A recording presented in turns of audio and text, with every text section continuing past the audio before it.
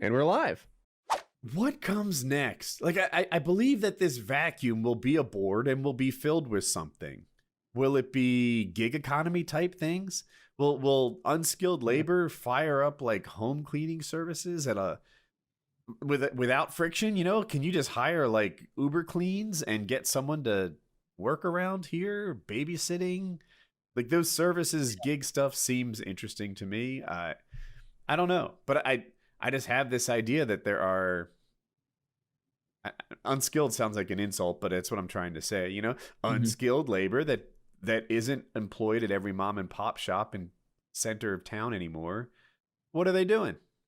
Is it there is a gig I don't even know. up? I mean, the gig economy and people turning to that, it doesn't seem to be out of desire. It's more out of desperation, where it's like, I lost my job that was traditionally more stable, and so now I have to drive 10 p.m. to 6 a.m.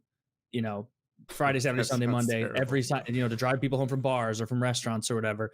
So like that, you know, the gig economy is really good for the end consumer. I think, you know, it's very convenient. You know, there's a million services you can do where someone, just a normal person, can go grab your food for you, bring it to you, or whatever it is. But like, I would imagine the people who are making the vast majority of their income from these gig economy jobs, like they have to be living under a tremendous amount of stress.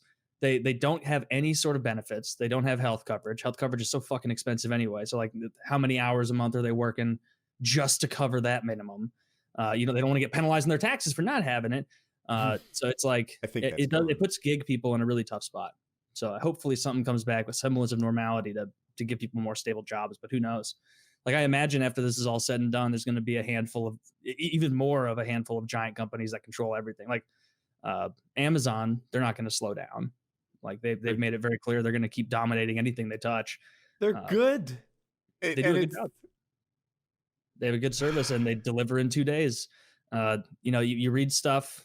I know sometimes, never in the Washington Post, funny enough, about like bad work conditions at Amazon and things like that, and nonsense where I read something about this that blew my mind. It was like Amazon, they're having voting on unionization at Amazon, and Amazon offered them and said, hey, if you resign before the vote, we'll give you a $2,000 bonus and we will rehire you right after the vote to make sure that they don't have to unionize.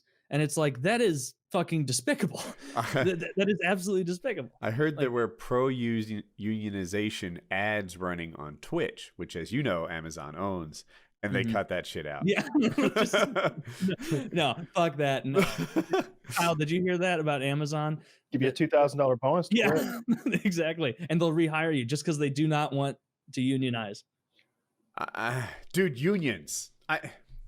I've been on both sides of the union issue. When I lived in New Jersey, unions were stronger. They were strong. You know, this was like the 90s and 80s and stuff. And unions had power. They were in the union. Union was like a sense of their identity, you know? Like, who am I? I'm number 56 on the high school football team. I'm local 39 iron worker. Like, this is who they were. They had to do with their friend group, their social status. And they were, like, together, ape strong. Cool.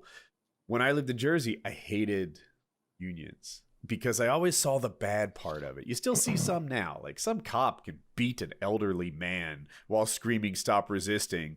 And the union's right there to defend him and make sure he keeps his job, get him and a lands lawyer, on his feet, get him all that shit. They're defending the indefensible. And I saw it so often, like completely incompetent, almost malicious workers getting union saviors, attorneys, you know, fighting to keep their job. Like, this guy's been caught high at work as a train operator, engineer, repeatedly. And I'm like, I take train gets there on time? No, never. No. Oh, fuck. I knew I had to do something today. I was supposed to be driving that train at work. We're just happy when it stops at the stops.